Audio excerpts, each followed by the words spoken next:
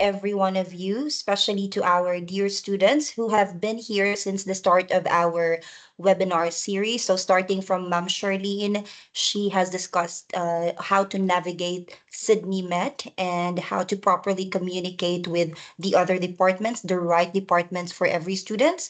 And the second one was Guyan. He talked about like work and life balance, which is very essential for you students to know. And like after that is Dr. Sabiha, teamwork makes the dream work. Miriam talking about mental health. Ayush about his smart home. And then Dr. Fausha talking about IT. I am not, I did not memorize the topic, but yeah. And right now, finally, we are all here to gather up and to finalize everything, because this will be the final and last webinar for our webinar series for the term 1 2025. We are going to welcome again the next term for the T2 2025 students, the May intake. And we're very happy, we're very lucky and blessed to actually hold this webinar with this kind of students. Your dedication and your commitment to actually attend the webinar for even just for 30 to 45 minutes means a lot to us, especially for student support, because we have actually prepared this for the students and of course for the staffs as well. So again, thank you so much. So without much further ado, I would like to welcome you all to our final webinar, and I'm going to be tackling and discussing this topic.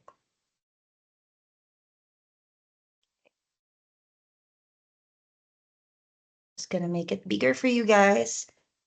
Yeah. Oh yeah, cyber attacks according to Ayush. Thank you for reminding. And can you see my can you see my screen right now? Is it big enough for you?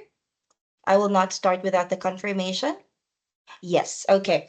So my final topic would be ace your exams, smart strategies for success. So acing your exams in simple terms, that means that you are aiming to get a higher mark or a good score, or let's say a perfect score if we can. And we can only do that by doing, smart strategies for success. Because personally, I believe that we should not study hard, but we should study smart. That's why I will be discussing all the things that I have learned from the past and will be learning as well from you guys, because later on we will have the question and answer portion, and you can ask me anything, like even if it's a personal experience about exams, or like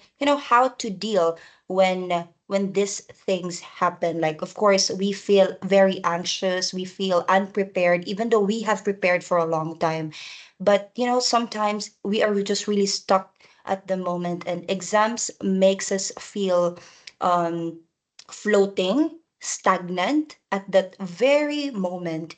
And even the things that you have prepared is already gone in your head. And that's the thing that we are not allowing to happen on exams. So exams will be in 2 weeks' time. This week is week 12, which is the final week for discussion from your lecturers. So have it ready, all the pointers, all the things that you need to study, all the lessons that you have learned since week 1 until week 12. Have it prepared in your pocket and list everything out so that you will have a guide, some pointers, and you will be properly managing all the time that you have, because next week will also as will be a study week for every student. You don't have to come to classes, you don't have to be here at the school. You can be here, but you can just utilize the building for studying. And yeah, let's jump in. I will start this webinar with this quote. Give me 6 hours to chop down a tree, and I will spend the first four sharpening the axe. This is according to Abraham Lincoln. So, this quote is my most favorite, even when I was studying college, because this quote is like a real picture when you are preparing for your exam. So it says here that give me 6 hours to chop down a tree. So just imagine that the tree is like the exam itself, and the axe is your knowledge, your skills, your preparation, your personality on how to deal with that with the exam. So this quote is the perfect example when students are already preparing for exam, because think of the tree as your exam, a big tree that you need to cut down.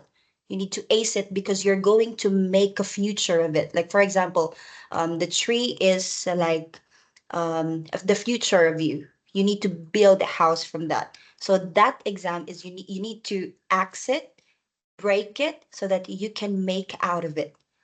So your preparation, your acts, your knowledge will be the thing that sharpens, and the thing that you will, the common thing that you will use to actually cut down the tree. But what if you are not prepared enough? Your axe is null, it's dull, it isn't sharpened because you didn't prepare. So that's the thing. Your future will also be affected. So I really love this quote. And I hope that at the end of this session, we will be able to sharpen our axe to really cut down that big tree. And that's the exam. Okay, agenda. Our agenda for today is how to properly plan your study time, because, of course, international students is busier than every businessman in the world, I believe, because we are like managing everything: family, life, love life, even your work, your personal stuff. We are managing everything within our own, because some of us are really coming here like individually. We don't have families. So um it's on you, it's on us already. So it's better to prepare on time. Next is study smarter, not harder, as what I've mentioned earlier. It's not about you know cutting down the people who are really studying harder. It's just that we are making effective strategies and ways on how to like make our lives easier, especially when exams are coming. And the last one is what to do on exam day. How do you like portray yourself? How do you like answer it? And how do you like see the exam, and how do you finish it? That's our goal. So first things first is the study habits. Understand your brain, why smart studying works better. So, smart studying is actually the efficient way of telling your brain that you have to do this stuff because you're able to do it. You have to do it. So, your brain is like a muscle. The way you use it affects how strong and efficient it becomes. So, when it comes to studying, working smarter, not harder, is the key to real success. So, as what I've said, our brain is a muscle.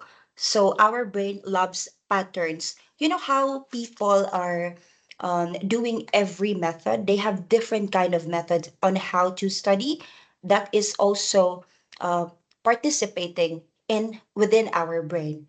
So first, a strategy is actually, the method of pattern. So for example, we are studying at the moment, and then we have to memorize this kind of things. But even before, like when we were child, when we were children, we are tend to have this common pattern so that we would retain, we would understand, and we remember quickly. Like just like for example, like the acronym ROY-GBIV.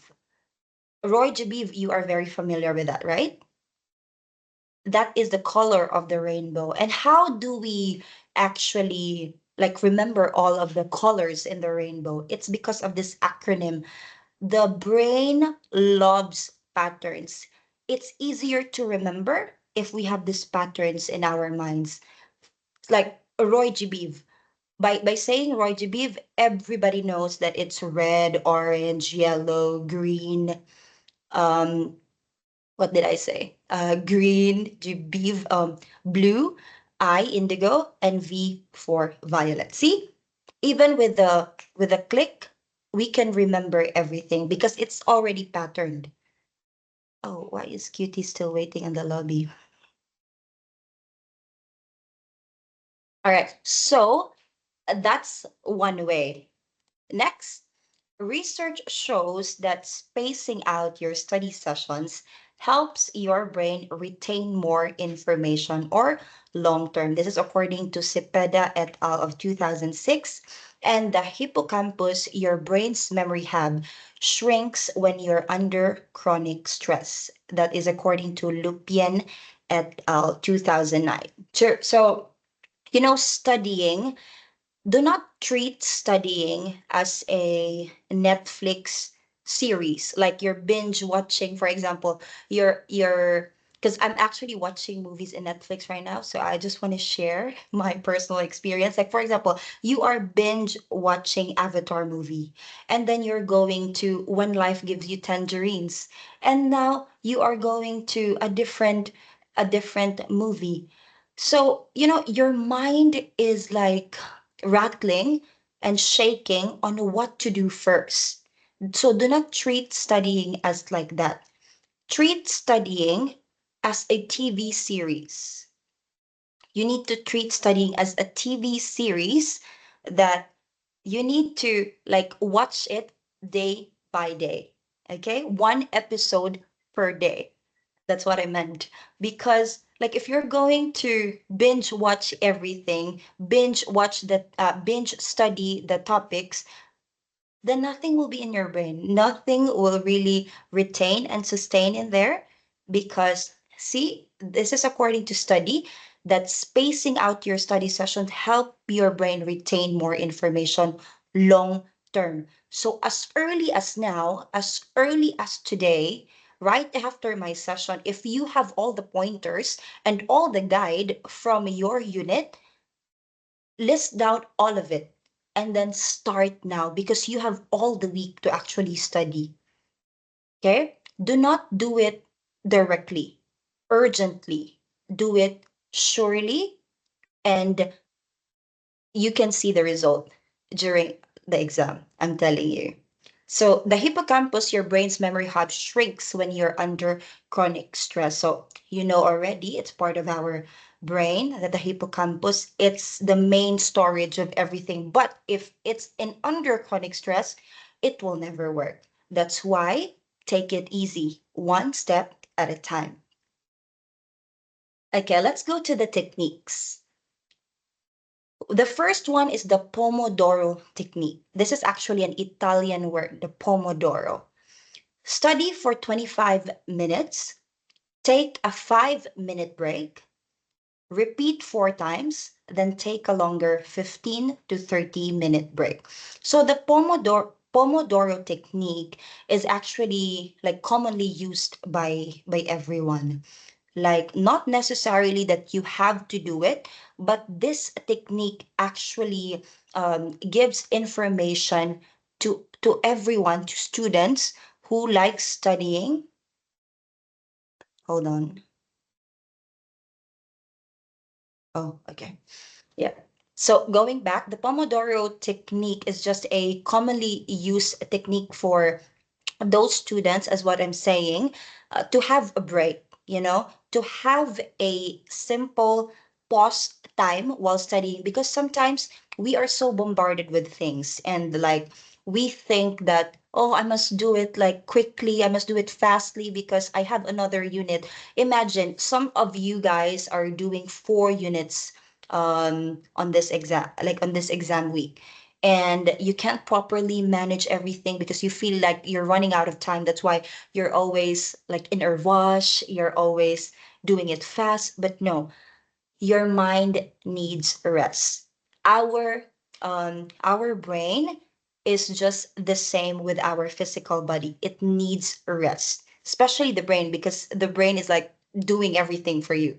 Thinking, even sleeping, the brain works. So repeat 4 times, then take a longer 15 to 30-minute break. It's up to you, as long as you rest your mind. Next, active recall and spaced retention.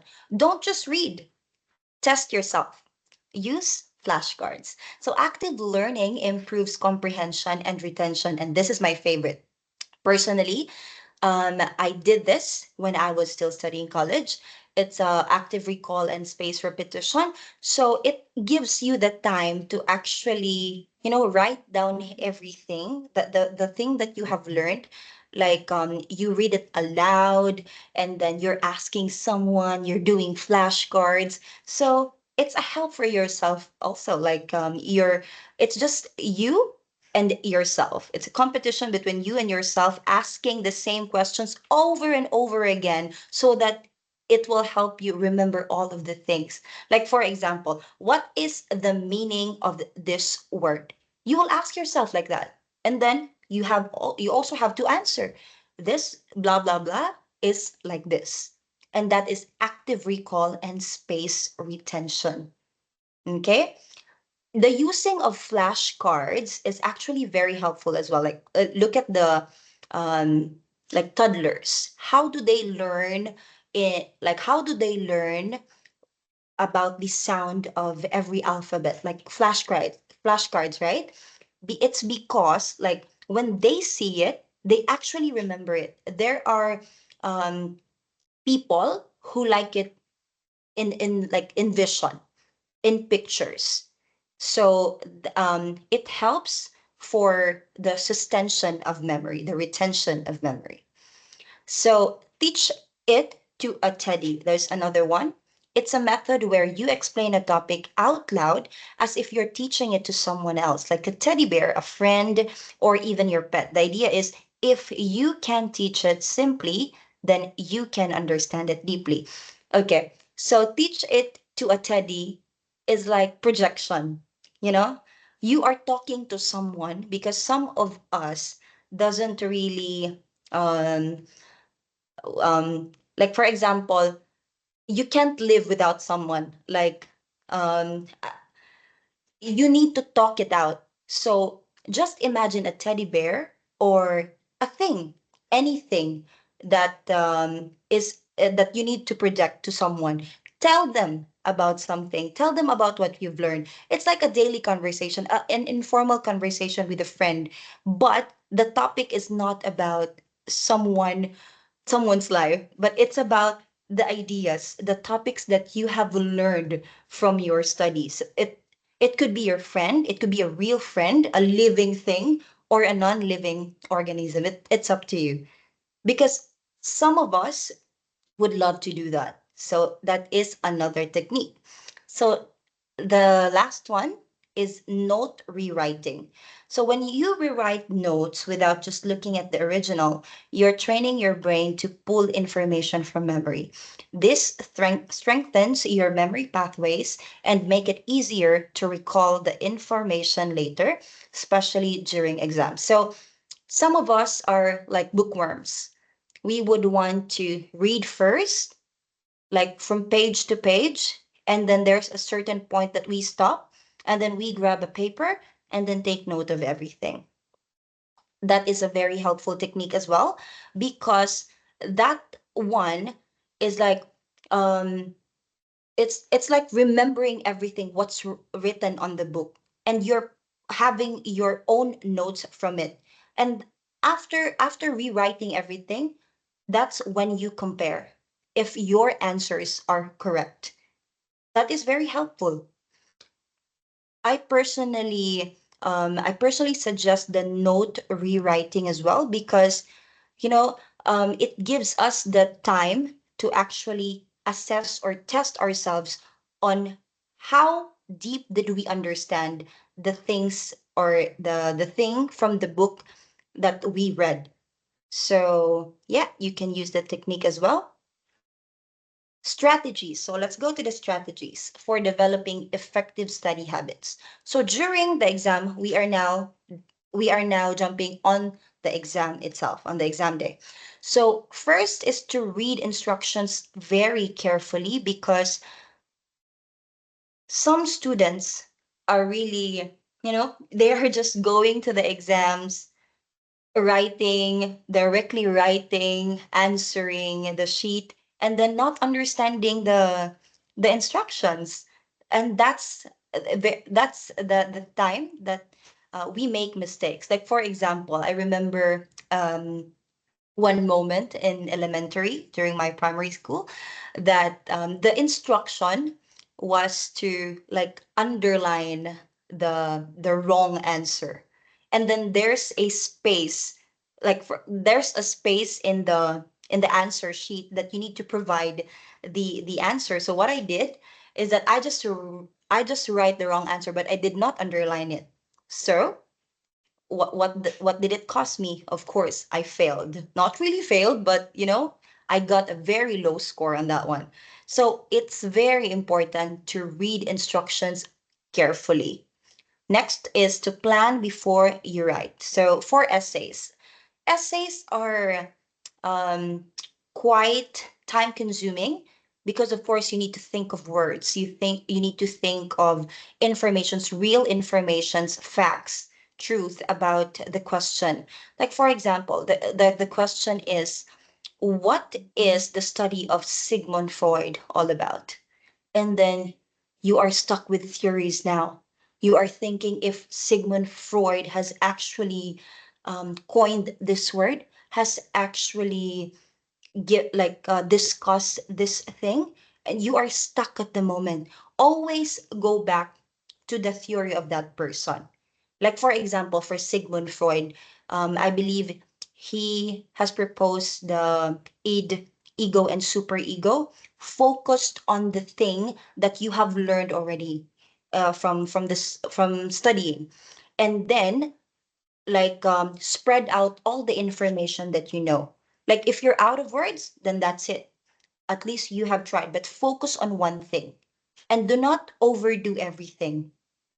Do not try to think of something that you're not sure, because it will only give a minus, a deduction point of whatever is structured already. Your answer is there, but because you wanted more, that's where you got the mistake, because you wanted more. Stop it. If you are fully decided that he actually discussed that, he coined that, that's it. You don't have to do more, because doing more, there's a saying that too much will kill you. So make it in moderation, but for sure. Next is answer what you know first. There's a lot of sets of questions, starting from, let's say, the exam paper is from 1 up to 10. You don't have to start in number 1. It doesn't have to be in order. So the rule in exam is, so long as you fill in all the questions, then answer it. Read everything first. Read every question first. If you're confident to answer it directly on the spot on that number, then do it. Why would you be stuck on number 1, where if you can actually answer number 10? It gives you the time management on the exam, because if you focus on one question, then that's the time that you feel panic. You're stuck in there, and you don't have a limit of every question. So limit yourself to maybe give it 5 minutes, 5 to 10 minutes. Think of something, and then you go back. You just put the keywords in there. There would always be a extra sheet for everything. You put number 1, and then the keyword, that's it. I'll leave it because I want to go back to it. And I know that I can retain more, I can remember more later. Last one is show you're working. Um, Show you're working means, the effort that you have made from that question. Like, for example, you're answering a math formula, and then you only know the formula, and then you run out of time. And then um, you did not get the right answer, but you have actually solved it. You're almost there. So show you're working. It doesn't have to be like a blank paper. You know, the thing that they always say, at least you tried. But of course, there are lecturers, there are some professors, instructors that are not accepting that because they need the real answer. But for your sanity, for your peace, just write everything in there. Like you will not be marked zero for the other correct answers if you have answered something in there. So just put everything in there. That's your effort. That's the thing that you remembered. Put it.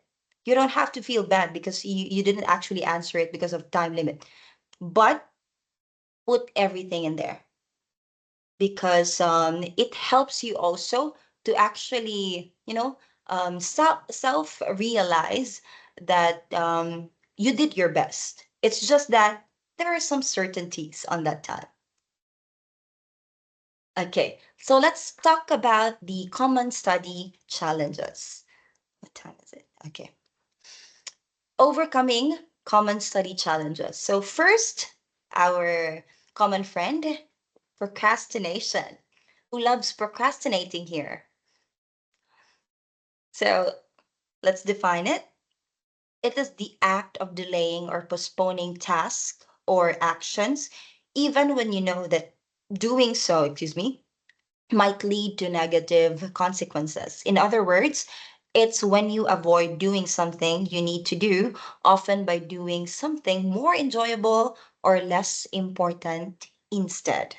So, yeah, procrastination is actually um, very common. Like, because, our attention span, students, international students' attention span is very, very little. Like, we are distracted by many things, and we will go to that word distractions.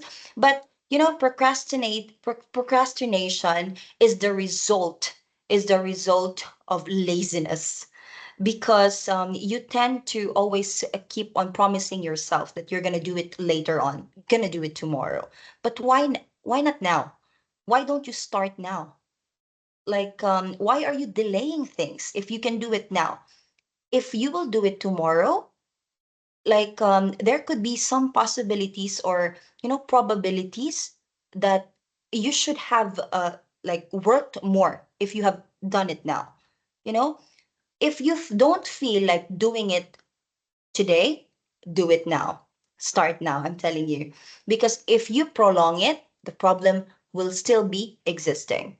So, doing things right away, straight away, will help you in removing your task or getting the task done. Distractions.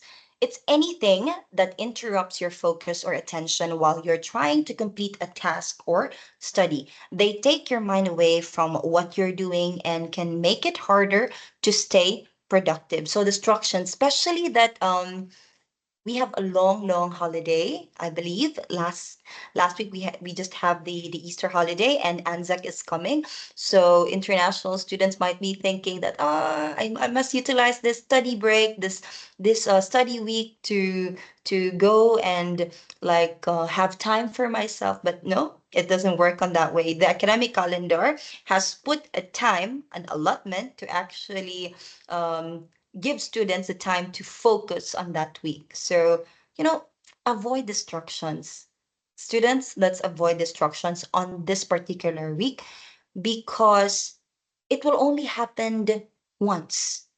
And this once, it could um, bring you to a lot troubles if you are just not participating with it, if you are not engaging with what is supposed to be in there. So do not distract yourself. Burnout, it's a state of physical, emotional, and mental exhaustion caused by prolonged stress, often from work, studies, or personal responsibilities. It happens when you feel overwhelmed, drained, and unable to meet the demands placed on you. Over time, burnout can make you feel disconnected from your task and less motivated to continue. Like what I said, if you're doing procrastination, distraction, you will be burned out, of course, because you don't know what to choose. And you feel like, at this stage, at this age, and at this point of time, many students would love to choose pleasure, enjoyable moments, like fun, of course, because they feel like they will be missing out something. But just think of those people who are partying, disregarding what is supposed to be done on that week, and then not answering on exam day. Just think of them. Do you want to be like them? Of course, no. So, in order to avoid everything, focus on one goal. Why are you here? Why are you studying? What future would it give you? Like, doing things at this time, like thinking about your goals at this early time, will actually help you achieve your goal more. You know, the success that you are going to get in the future cannot be compared to the happiness, to the temporary happiness that you are having for yourself right now. So think clearly and wisely. Best time to study. Okay. So, according to research, if you're a morning person, the best time to study is around 9 a.m. to 12 a.m. Cognitive function is at its peak. Studies show that working memory, attention, and alertness are usually highest during the late morning. The brain is fresh after sleep, making it ideal for problem solving and learning new material. Great for subjects that need concentration and logic like math, writing, or research-based study. So we have the study source in there. Yeah. So morning, it's 9 a.m. to 12 p.m. Early evening, if you're an evening person, a night person, an owl person. 4 p.m. to 7 p.m. This time is also effective for many people, especially for deep focus or review sessions. Body temperature and brain activity tend to rise again, which boost alertness and motor skills. Useful for practical or creative work, ideal for summarizing notes, self-quizzing, or reviewing what you learned earlier. So, our study source as well. All in all, avoid late night cramming. Studying past 10 or 11 p.m. reduces retention. Sleep is vital for memory consolidation, so sacrificing sleep for study often backfires. This famous quote says that sleep is for the weak. Would you believe that? Because I personally believe that if you don't sleep, then you become weak. Sleeping is not for the weak. It's actually for active and proactive and responsible individuals, because your body specifically, typically, technically needs sleep. So, according to this, sacrificing sleep for study often backfires. Do not study when you're sleepy. Study when you're ready. So always get the standard time for sleeping. It's 7 to 8 hours. Sleep on that time. Do not, as I've said, do not overdo everything, especially when studying. Your brain needs focus, needs time, and needs rest. Okay, so I'm gonna show the photos that are shown in this slide is actually mine. Like when I was studying back in the day. So I always do the rewriting, and then the the active the active listening, and then look, identification. That's from 1 to 20, I believe. I answered that one. And then that is actually from the book that I was studying before. And so I like my study strategy is writing. I love writing so much. I believe that that's my retention, that my kind of strategy. It helps me better, and I can remember the best when I'm doing this. So I'm always writing everything. So this is just an example. You can do it or you might not do it. Depends on you. So yeah, so clinical internship journal, I put everything on the wall. And as you can see, there's a motivation also. Like I put something in there, road to RPM. So RPM is actually registered psychometrician because I'm studying psychology and that's our goal from before. But I did not reach that goal because I wanted a different goal, and that's another story. But still, I am here. I have a good job. I'm in Australia. I believe I am now successful, not really totally successful, but I am progressing. It's because of these things, the way I study. So yeah, before the books are like purchased, so you own it. I believe in it. Uh, sorry, at Sydney Met, we actually don't give physical books, but we have provided books on a different setting. So this one is like a physical book given to us. So every chapter that my lecturer would finish, I would always like write something on it because it's mine. I can write anything in there, and it helps me as well. Like I review it and that's it. After the exam, of course, we need to tackle about the after the exam. It's not just about before, during, but after the exam. First one is take a moment to relax. Like don't stress about what have you done during the exam. Like would you feel anxious about it, worried because you feel like you didn't answer everything that is asked? So take a moment to relax first. Breathe in, breathe out. Drink water. Go away from the exam room. You can talk to your classmate, but not about the answers.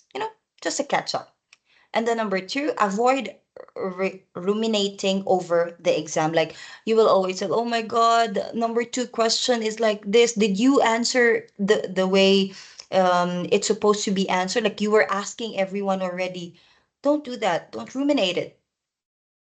It's done. You cannot do anything about it.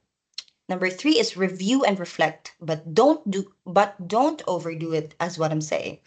Number four is self-care and rest. And number five is to stay positive while you are waiting for the exam results. Because, like, as what I've said earlier before the meeting started, patience is not just the ability to wait, but it's keeping a good attitude while waiting.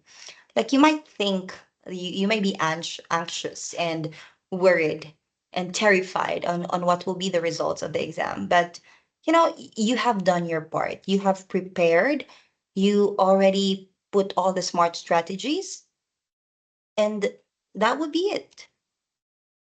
Oh, actually, that's the last slide. So, yeah, what I'm saying is that these are just the strategy and technique. I know that I haven't discussed everything, but this is just the common things that students would prefer.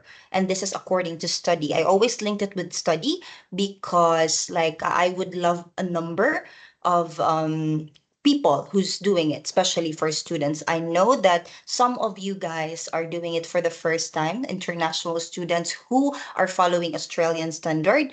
So yeah, I can't say that don't stress about it, but please try to rest your mind. Try to recap everything. We are now on week 12. What you have studied from week 1 until week 12 is the academic progress that you have. You have quizzes, you have assignments. You have done it already. It's a pre-trial, it's a pre-test already. Go back to the things that matter and do not think of the things that is not in your capacity. Again, don't overdo things, and I hope that you learned something um from my presentation. And I believe it's 12:51 already. I'm over time, but yeah.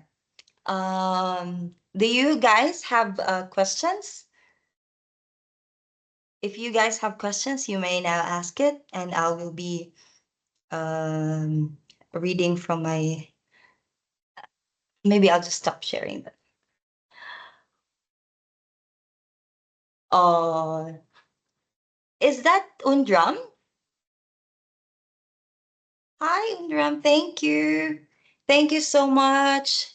I'm just gonna let Reg.